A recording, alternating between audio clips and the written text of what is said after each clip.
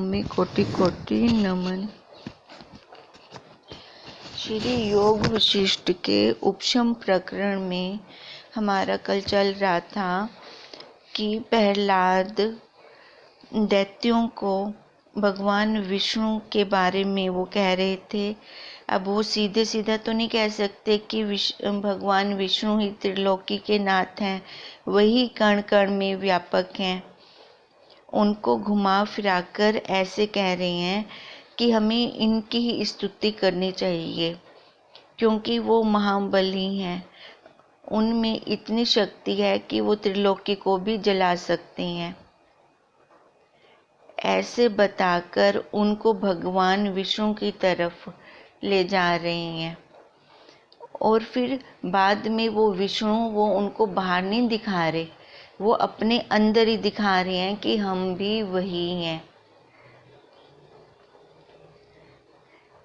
हमारा स्वरूप भी ऐसा ही है।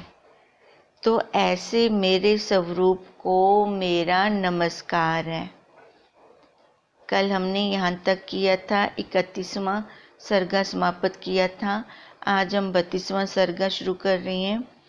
वशिष्ठ जी बोले, हे राम जी, इस प्रकार प्रहलाद ने अपना नारायण स्वरूप करके ध्यान किया। फिर पूजन के निमित्त विष्णु का चिंतन किया और मन में विष्णु जी की दूसरी मूर्ति को गरुड़ पर आरूढ़ और 4 शक्ति अर्थात धर्म, अर्थ, काम, मोक्ष से संपन्न, चारों हाथों में शंकर, चक्र, गदा और पद्म धारण किए श्याम रंग है, ऐसा फिर उन्होंने देखा। देखो, जैसा हम संकल्प करते हैं, जैसी हमारी भावना की दृढ़ता होती है, हमें फिर वैसा ही लगने लगता है। चंद्रमा और सूर्य की न्याय सुंदर नेत्र हैं और हाथ में शृंग धनुष है। धारण करके परिवार संयुक्त भली प्रकार धूप द्वीप और नाना प्रकार के विचित्र शस्त्र और भूषणों सहित पूजन किया और अर्घ्य दिया। चंदन का लेपन, धूप दीप, नाना प्रकार के भूषणों सहित पिस्ता, खजूर, बादाम आदि मेवों से भक्ष्य भोज्य और लेहा 4 प्रकार के भोजन कराए। फिर अपना आप विष्णु को अर्पण किया और परम भक्ति को प्राप्त हुए। जिस प्रकार मन से पूजन किया, उसी प्रकार अंतःपुर में विष्णु की मूर्ति धार कर देखा। इसी प्रकार दिन प्रतिदिन विष्णु का पूजन किया और जिस प्रकार प्रहलाद मन के चिंतन से पूजन करे, उसी प्रकार और दैत्य भी मानसी पूजा करें। अब देखो, पूरे राज्य में जितने भी दैत्य थे, सबको प्रहलाद ने भगवान विष्णु की भक्ति में लगा दिया। उनको प्रहलाद ने सिखाया और उस पूर्व में सब दैत्य कल्याण मूर्ति विष्णु भक्त हो गए। जैसा राजा होता है, तैसी ही उसकी प्रजा होती है। इसमें कुछ आश्चर्य नहीं। वह वार्ता देवलोक में प्रकट हुई कि दैत्यों ने विष्णु का द्वेष त्याग किया है और भक्त हुए हैं। तब देवता आचार्य को प्राप्त हुए और इंद्र आदिक अमर गण विचारने लगे कि यह क्या हुआ जो दैत्यों ने विष्णु की भक्ति ग्रहण की और उनको यह प्राप्त कैसे हुई। अब देखो, सब देवताओं के अंदर उथल पुथल होने लग गई है। भी दैत्यराज भगवान विष्णु की पूजा कर रही हैं, भी ऐसा क्या हो गया है। ऐसे आश्चर्यवान होकर क्षीर समुद्र में दैत्यों की वार्ता करने के निमित्त वे विष्णु के निकट गए और कहा, हे भगवान, यह आपने क्या माया फैलाई कि जो दैत्य सर्वदा विशेष विरोध करते थे वे अब तुम्हारे साथ तन्मय रूप हो रहे हैं। कहाँ वह दुर्वृत्ति पर्वत को चूर्ण करने वाले दैत्य और कहाँ तुम्हारी भक्ति जो अनेक जन्मों से भी दुर्लभ है। हे जनार्दन, तुम्हारी भक्ति कहाँ और उनकी वृत्ति कहाँ। यह तो अपूर्व वार्ता हुई है। जैसे समय बिना पुष्पों की माला नहीं शोभती, तैसे ही पात्र बिना तुम्हारी भक्ति नहीं शोभती, और यह हमको सुखदायक नहीं भासता। जैसा जैसा कोई होता है तैसे ही तैसे स्थान में शोभता है। अब देवताओं को चिंता होने लग गई। जैसे कांच में महामणि नहीं शोभती, तैसे ही दैत्यों में तुम्हारी भक्ति नहीं शोभती। जैसा गुण किसी में होता है तैसे ही पंक्ति में वह शोभता है, और मैं स्थित हुआ नहीं शोभता है, और मैं स्थित हुआ नहीं शोभता है। जो सुदेश नहीं होता तो दुखदायक होता है। जैसे अंगों में वज्र दुखदायक होता है, जैसे गुणवान हो तैसा पदार्थ जब प्राप्त होता है तो वह शोभा पाता है। विपर्य हो तब शोभा नहीं पाता। जैसे कमलिनी जल में शोभती है, मरुस्थल में नहीं शोभती, तैसे ही कहाँ वह अधर्म नीच जन भयानक कर्म करने वाले और कहाँ तुम्हारी आचार्य भक्ति। जैसे कमलिनी पृथ्वी पर नहीं शोभती, तैसे ही तुम्हारी भक्ति दैत्यों में नहीं शोभती, और तैसे ही भक्ति हमको उनमें सुखदायक नहीं भासती। अब ये सारे अपनी शंका लेकर देवता लोग भगवान विष्णु के पास आए हैं और उनको कह रहे हैं कि वो दैत्य सारी तुम्हारी भक्ति करने लग गई हैं, तो हमें यहाँ पे ये कुछ सुखदायक नहीं लग रहा। इति श्री योग विशिष्ट उपशम प्रकरणे प्रहलाद उपाख्यान विविध व्यतिरेक नाम 32वां सर्गा समाप्त। वशिष्ठ जी बोले, हे राम जी, जब इस प्रकार बड़े शब्द से देवता कहने लगे तब माधव आकर बोले, हे देवगण, तुम शोक मत करो।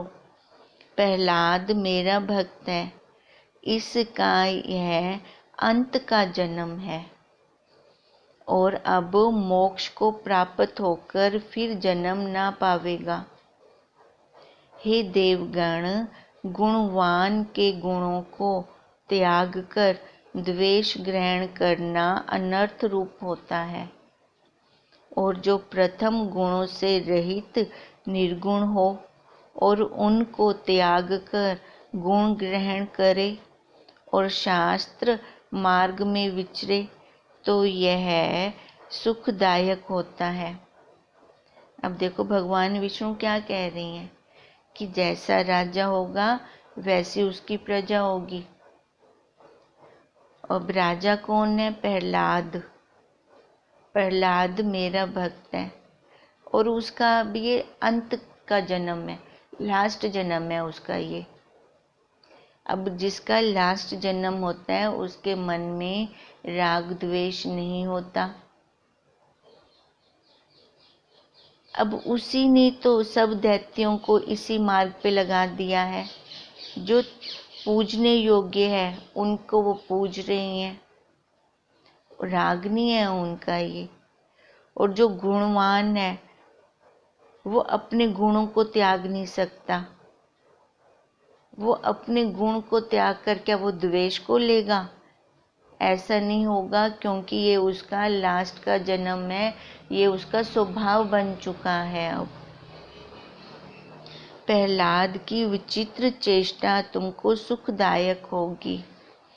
अब तुम अपने स्थानों में जाओ, प्रहलाद मेरा भक्त है। इतना कहकर वशिष्ठ जी बोले, हे राम जी, इस प्रकार कहकर भगवान क्षीर समुद्र में अंतर्ध्यान हो गए। देवता नमस्कार करके अपने अपने स्थानों में गए और प्रहलाद से द्वेष भावना त्याग की। प्रहलाद दिन प्रतिदिन अपने घर में जनार्दन की मन से, वाचा और कर्मणा से भक्ति करने लगा और समय पाकर दैत्यों में बड़ी भक्ति हो गई। तब उन्हें परम विवेक प्राप्त हुआ और विषय भोग से वैराग्यवान हुए। वे विषयों से प्रीति ना करें, सुंदर स्त्रियों से ना रमें, दृश्य में उनकी प्रीति ना उपजे, और यह मेरा जो रोग रूप है उनमें उनका चित्त विश्राम ना पावे और राग भी ना करें। परंतु मुक्त करता जो आत्मबोध है सो उन्हें प्राप्त ना हुआ, वे मुक्त फल के निकट अस्थित हुए और भोगों की अभिलाषा त्याग कर निर्मल हो गए, पर परम समाधि को ना प्राप्त हुए। देखो, मोक्ष तो प्राप्त ना हुआ, पर मोक्ष के बहुत निकट पहुंच गए। आत्मबोध को वो प्राप्त तो हुए, पर मुक्त फल के निकट ना आ सके और भोगों की अभिलाषा त्याग कर वो निर्मल हो गए, शुद्ध अंतःकरण वाले हो गए, पर परम समाधि को ना प्राप्त हुए। चित्त अवस्था में डोलायमान हो रहे थे। तब श्याम मूर्ति विष्णुदेव प्रहलाद की वृत्ति विचार कर पाताल में उसके ग्रह पूजा के स्थान में महाप्रकाश सुंदर रूप से प्रगटे और उनको देखकर प्रहलाद ने विशेष पूजा की और प्रेम से गदगद होके कहा, हे ईश्वर, त्रिलोकी में सुंदर मूर्ति, सबके धारने वाले, सब कलंकों के हरने वाले, प्रकाश स्वरूप, आ शरणों के शरण, आ जन्म और अच्युत, मैं तुम्हारी शरण हूँ। हे नील उत्पल और कमलों के पर्वत, श्याम रूप, अनेक चरित्रों को धरने वाले, मैं तुम्हारी शरण हूँ। हे निर्मल रूप, केलेवत कोमल अंग और श्वेत कमल की न्यायी, श्वेत शंख हाथ में धारण किए, तुम्हारे नाभि कमल में भंवरे रूप ब्रह्मा स्थित हो, वेद का उच्चार रूपी ओम शब्द करते हैं और हृदय कमल में विराजने वाले जल के ईश्वर रूप मैं तुम्हारी शरण हूँ। जिसके श्वेत नख तारागण प्रकाश रूप, हस्ता मुख चंद्रमा के मंडलवत, हृदय मणि सबका प्रकाशक और शरत काल के आकाशवत निर्मल विस्तृत रूप मैं तुम्हारी शरण हूँ। हे त्रिभुवन रूपी कमलनियों के प्रकाशने वाले चंद्रमा, मोह रूपी अंधकार के नाश करता सूर्य, अजड़ चिद आत्मा, संपूर्ण जगत के कष्ट हरने वाले, मैं तुम्हारी शरण हूँ। प्रहलाद भगवान विष्णु की स्तुति कर रहे हैं। हे नूतन विकसित रूप, कमल पुष्पों से भूषित अंग और स्वर्णवत पीतांबरधारी महासुंदर स्वरूप मैं तुम्हारी शरण हूँ।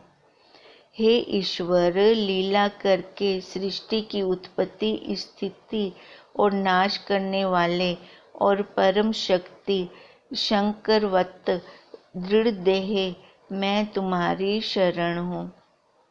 हे दामिनीवत प्रकाश रूप सबको संहार कर जल में बालक रूप धर वट के नीचे शयन करने वाले मैं तुम्हारी शरण हूँ। हे देवता रूप कमलों के प्रकाश करने वाले सूर्यमंडल दैत्य पुत्र रूपी कमलनियों के तुषार रूपी बर्फ को जलाने वाले और हृदय रूपी कमलों के आश्रयभूत मैं तुम्हारी शरण हूँ। वशिष्ठ जी बोले, हे राम जी, इस प्रकार जब अनेक गुणों से 8 श्लोक प्रहलाद ने कहे, तब विष्णु जी ने प्रहलाद से कहा, इति श्री योग वशिष्ठ उपशम प्रकरणे प्रहलाद दृष्टांत कांत नारायण उपरायण गमन नाम 33वां सर्गा समाप्त। अब भगवान जी ने क्या कहा? श्री भगवान जी बोले, हे गुण निधि दैत्य कुल के शिरोमणि, जो तुमको वांछित फल है सो मांगो, और जन्म दुख के शांति निमित्त वर मांगो। प्रहलाद बोले, हे सर्व संकल्प के फलदायक और सर्व लोकों में व्यापक रूप, जो वस्तु दुर्लभतर है वह शीघ्र ही मुझसे कहिए और दीजिए। श्री भगवान जी बोले, हे पुत्र, सब भरम के नाश करने वाले और परम फल रूप ब्रह्म से विश्रांति होती है। अब क्या कह रही हैं? सब भरम के नाश करने वाले और परम फल रूप ब्रह्म से विश्रांति होती है। और प्रहलाद ने क्या मांगा? जो सबसे दुर्लभ हो और व्यापक हो वह शीघ्र मुझसे कहो और वही वस्तु मेरे को दीजिए। और वह जिस आत्म विवेक की समता से प्राप्त होती है वही आत्म विवेक तुझको होगा। वशिष्ठ जी बोले, हे राम जी, इस प्रकार दैत्येंद्र से कहकर विष्णु अंतर्ध्यान हो गए।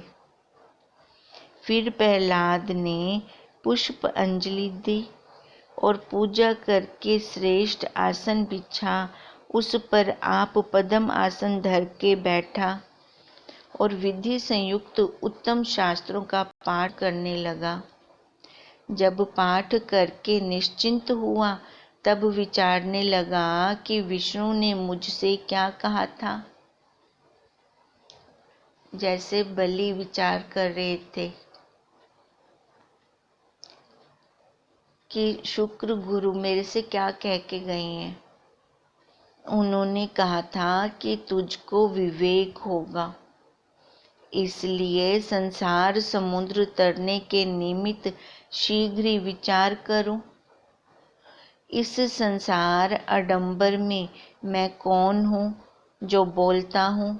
देह और यह जगत तो मैं नहीं, यह तो असत्य उपजा है और जड़ रूप पवन से स्फुरण रूप होता है।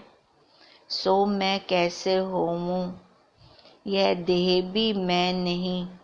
देखो अब कैसे विवेक जाग गया, कैसे प्रहलाद विचार करने लग गया कि जो दिख रहा है वो मैं नहीं हूँ। ये सारा क्या है? असत्य है और असत्य उपजा है और जड़ रूप पवन से स्फुरण रूप होता है। सो मैं कैसे होऊं? यह देह भी मैं नहीं, क्योंकि यह तो क्षण क्षण में काल से लीन होता है और जड़ रूप है। देखो मुर्दा अपने आप कुछ भी नहीं कर सकता और इस देह की एक्सपायरी भी साथ में है, उत्पत्ति स्थिति लय है इसकी। अगर सत्य होता तो एक रस रहता, तीनों कालों में रहता, पर तीनों कालों में ये एक रस रहता ही नहीं। बचपन देखो कहाँ गया, जवानी कहाँ गई, बुढ़ापे के बाद फिर से देहांतर प्राप्ति, तो इसका मतलब ये सत्य नहीं है और ये अपने आप कुछ भी नहीं कर सकती। अब मुर्दे के ऊपर कितने मक्खियां बैठी होती हैं, उसको बर्फ के ऊपर लिटा देते हैं, उस टाइम वो बिल्कुल भी हस्तक्षेप नहीं करता। सारे इंद्रियों का ये ढांचा पड़ा होता है, फिर हाथ उठता मक्खी को उठाने के लिए। इसका मतलब ये जड़ है, ये अपने आप कुछ नहीं कर सकता अगर पीछे चेतन ना हो तो। श्रवण रूपी जड़ भी मैं नहीं, क्योंकि जो शब्द सुनते हैं वह शून्य से उपजा है। त्वचा इंद्रिय भी मैं नहीं, इसका क्षण क्षण विनाश स्वभाव है। देखो बदल रही है त्वचा, पल पल में बदल रही है। प्राप्त हुआ अथवा ना हुआ, यह इष्ट है यह अनिष्ट है। इंद्रियां आप जड़ हैं, पर इनके जानने वाला चैतन्य तत्व है। इंद्रियां अपने आप कुछ नहीं जान सकती, इनको जो जनवा रहा है वो चेतन है, वो तत्व है। और चैतन्य के परमाद से ये विषय उपलब्ध होते हैं। ये इंद्रियों के विषय तभी तो सच्चे लगते हैं जब हमें अपने स्वरूप का ज्ञान नहीं होता। इससे ना मैं त्वचा इंद्रिय हूँ और ना स्पर्श विषय हूँ। यह जड़ आत्मक है। ना तो मैं इंद्रियां, कर्म इंद्रियां, ना ज्ञान इंद्रियां, और ना ही मैं इनके विषय हूँ। यह जड़ आत्मक है। यह जो चंचल रूपी तुच्छ जीवा इंद्रिय है और जिसके अग्र में अल्प जल अणु स्थित है, वही रस ग्रहण करता है। वह रस भी आत्म सत्ता करके लब्ध रूप होता है। देखो अब स्वाद को कौन जनवा रहा है, शब्द को कौन जनवा रहा है। कई शब्द ऐसे होते हैं तमोगुण से भरे हुए, तो जिसके लिए वो शब्द उपयोग किए जा रहे होते हैं उसको अंदर से बहुत गुस्सा आ रहा होता है। उन शब्दों से फिर लड़ाई हो जाती है। देखो पर वो शब्द जिस इंद्री से लिए, जिस इंद्री से अंदर गए, उस इंद्री को कोई भी नुकसान नहीं होता, उसको बिल्कुल भी गुस्सा नहीं आता। अगर वो चेतन होती तभी तो उसको गुस्सा आता। उसको जब कोई असर ही नहीं हो रहा, वो अपने धर्म में रहता है। जैसा मर्जी शब्द हो, मीठा हो, मधुर हो, कड़वा हो या गुस्से वाला हो, वो अपने धर्म में रहता है, उसको ग्रहण करवा रही है बस। जैसे कोई इंस्ट्रूमेंट होता है, उसका शू लगा दो तो वो इंस्ट्रूमेंट अपना काम करने शुरू कर देता है। उस इंस्ट्रूमेंट को जितनी मर्जी गालियां गलौच निकालो, उसको कोई फर्क नहीं है। ऐसे ये कान इंद्री भी एक इंस्ट्रूमेंट है हमारा। अब इसका शू क्या है? वो चेतन, वो साक्षी। खाली साक्षी का होना ही, जैसे कहते हैं सेठ आ जाए तो नौकर अपने आप काम करना शुरू कर देते हैं। वो राजा का आना ही काफ़ी है, उस सेठ का होना ही काफ़ी है कि ये सारी इंद्रियां नौकर अपने आप काम करना शुरू कर देती हैं। अब वैसे ही वो इंद्री रसना, देखो वो कैसे सारे रसों का ज्ञान करवा देती है फिर। पर इन सब के जानने वाला चैतन्य तत्व है और चैतन्य के परमाद से ही ये विषय उपलब्ध होते हैं। परमाद हो गया ना, उस साक्षी को तो ना देखा कि उसकी सत्ता से हम ये सारा कुछ जान रही हैं। हमें क्या लगा, ये वस्तु तो बहुत स्वादी है, इसको मेरे को खाना चाहिए। पीछे लौट कर ना गए हम। किसकी सत्ता से उसका स्वाद लग रहा है? कौन है ये जो जनवा रहा है? कौन है जो शब्द को सुनवा रहा है? हम कहाँ बह गए विषयों में। इससे ना मैं त्वचा इंद्रिय हूँ और ना स्पर्श विषय हूँ। त्वचा इंद्रिय का विषय क्या है? स्पर्श। यह जड़ात्मक है। यह जो चंचल रूपी तुच्छ जिह्वा इंद्रिय है और जिसके अग्र में अल्प जल अणु है स्थित है, वही रस ग्रहण करता है। वह रस भी आत्म सत्ता करके लब्ध रूप होता है, नहीं तो वो आप तो जड़ है। इससे यह जड़ रूप जीवा और रस मैं नहीं। देखो आकाश, ये त्रिपुटियां बन रही हैं। आकाश, इंद्रिय, कान, विषय, शब्द। वायु 5 तत्वों से बना हुआ है ना ये पुतला। वायु, इंद्रिय त्वचा, विषय स्पर्श करना,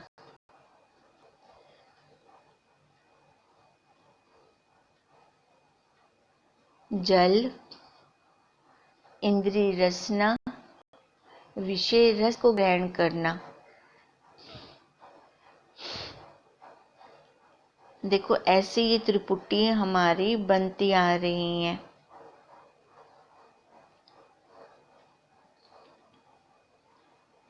यह रस भी आत्म सत्ता करके लब्ध रूप होता है और जड़ है।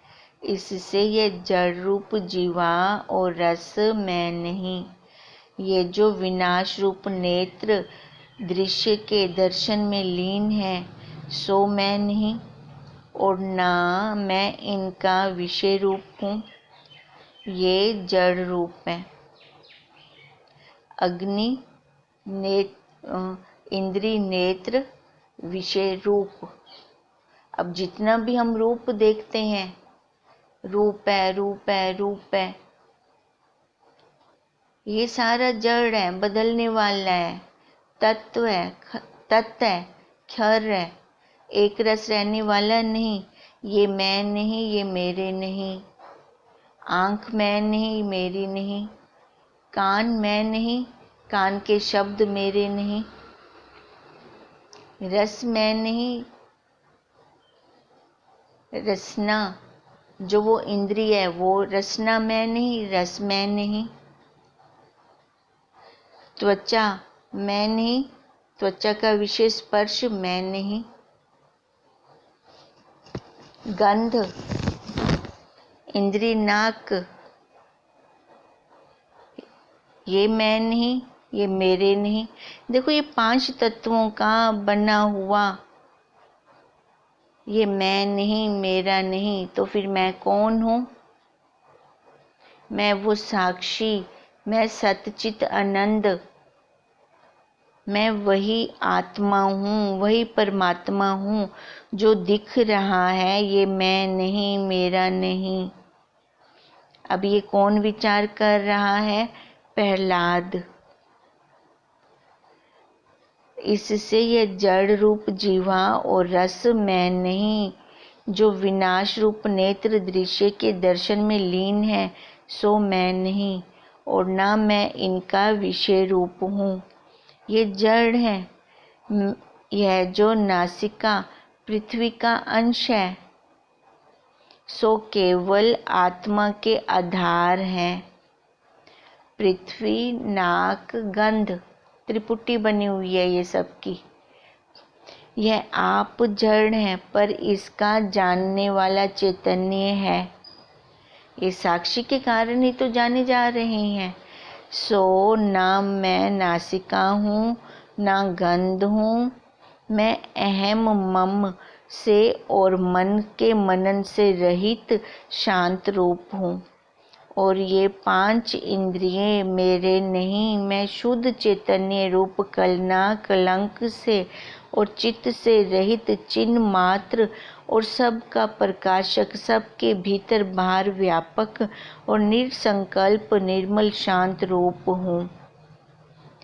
देखो ये जो ज्ञान इंद्रियां का प्रहलाद विचार कर रहा है, मैं ये नहीं हूँ, ये मेरे नहीं है। अब गुरुदेव ने हमारे ऊपर कितनी बड़ी कृपा की।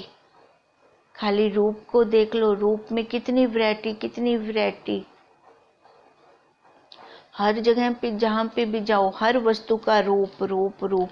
शब्द को लो, शब्द में कितनी वैरायटी है। रस को ले तो रस में कितनी वैरायटी है। इतनी सब को उन्होंने 5 में लाके हमारे आगे रख दिया। जितना भी शब्द है, जितना रूप है, जितना स्पर्श है, जितनी गंध है, उनको 5 में रख दिया हमारे आगे लाकर। अब उसके बाद भी कितनी हेतु की कृपा की इन 5 विषयों को। फिर ये जानने वाला कौन? एक। फिर उस एक साक्षी पे लाकर हमें खड़ा कर दिया, तो कितना हमारे लिए काम सरल हो गया, जानना हमारे लिए सरल हो गया। अब यही प्रहलाद विचार कर रहा है कि ये 5 इंद्रियां मेरे में नहीं, मैं शुद्ध चैतन्य रूप कलना कलंक से और चित्त से रहित चिन्ह मात्र और सबका प्रकाशक हूँ। मैं हूँ तो मैं जान रहा हूँ। मैं हूँ तो ये स्पर्श को पहचान रहा हूँ कि कैसा है, कठोर है कि नरम है। रस को भी मैं हूँ तभी जान रहा हूँ। शव के मुंह में रख दो शहद, उसको पता चलेगा? शव को जितनी मर्जी गालियां निकालो, उसको पता चलता है? मैं हूँ तो मैं किसके कारण हूँ? उस साक्षी जो अंदर बैठा है कूटस्थ, उसके कारण मैं हूँ। तो मेरे से ये सारा कुछ प्रकाश हो रहा है। मैं वही शुद्ध चैतन्य रूप कलना कलंक से और चित्त से रहित हूँ, चिन्ह मात्र हूँ और सबका प्रकाशक हूँ। मैं हूँ तो सब ये प्रकाश हो रहा है और सबके भीतर बाहर व्यापक निसंकल्प निर्मल शांत रूप हूँ। परमात्मा मीठा है गुड़ समान, अंदर बाहर एक समान। कहाँ हम कहें कि वो एक इस जगह पे है, इस जगह पे नहीं है। वो तो सर्वव्यापक है। विष्णु जो विश्व के अणु अणु में व्यापक है। जब अणु अणु में व्यापक है तो क्या इसके अंदर नहीं है, इस देह में नहीं है? तो मैं वही हूँ। फिर मैं क्या उससे बाहर हो गया? आश्चर्य है। अब मुझको अपना स्वरूप स्मरण आता है। प्रकाश रूप चैतन्य अनुभव अद्वैत्व मेरे अनुभव से स्थित है। सूर्य घटपट आदि सब पदार्थ मैं प्रकाशता हूँ। जैसे दीपक से उत्तम तेज भासे, तैसे ही चैतन्य अनुभव से इंद्रियों की वृत्ति स्फुरन रूप होती है। देखो हम स्वयं जानते हैं ना कि अब मेरे मन में ये विचार आ रहा है, अब मेरे मन में ये विचार आ रहा है। या कई बार ऐसे होता है कि हमें लगता है आज मेरी वृत्ति ना मेरे लग नहीं रही, आज मेरा मन मेरे स्वरूप में जुड़ नहीं रहा। तो ये किसने जाना? किसकी सत्ता से जाना? हमने उसको अलग होके जाना ना, हम देखने वाली दृष्टा बन के हमने जाना ना। तो मैं वही तो हूँ। फिर कौन जनवा रहा है मेरे को? जो ये जनवा रहा है मैं वही हूँ, मैं वही साक्षी हूँ। तभी गुरुदेव हमें कहते हैं, अरे तू ब्रह्म है, तू ब्रह्म है। देखो खाली हमारे गुरुदेव ये नहीं कहते कि मैं ब्रह्म हूँ, वो हमें भी कहते हैं तू ब्रह्म है, क्योंकि कण कण में तो वही है। उसके बिना तो एक रत्ती भर जगह भी खाली नहीं है जहाँ पे वो ना हो। पर ये कब दिखेगा? जब हमारी ऐसी दृष्टि होगी। और ये दृष्टि अभ्यास और विवेक से ही आएगी। गुरुदेव का सानिध्य हो और सत शास्त्रों और अपना मनन हो और निध्यासन हो। हरि ओम तत्सत, हरि ओम तत्सत, हरि ओम तत्सत।